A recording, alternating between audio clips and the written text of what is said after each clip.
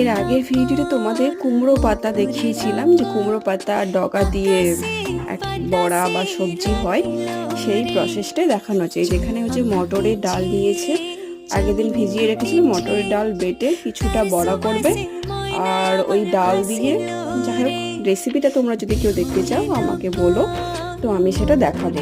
তো এটা পুরো রেডিমেড তোমাদেরকে দেখাচ্ছি। ওই ডাল দিয়ে ডালের বড়া করে কুমড়ো পাতাগুলো যে রান্না করবে। তো আমি কেটেছিলাম, এটা হচ্ছে লেবু, এটা সজনে শাক, টক দই, বেশ প্রিয় বাড়িতে পাতানো মাছ, আর এই যে এটা হচ্ছে কুমড়ো পাতা আর ডগা দিয়ে সবজি বানিয়েছে।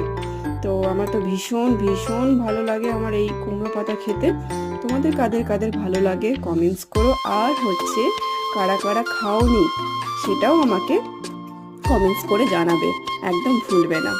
তো চলো, টাটা।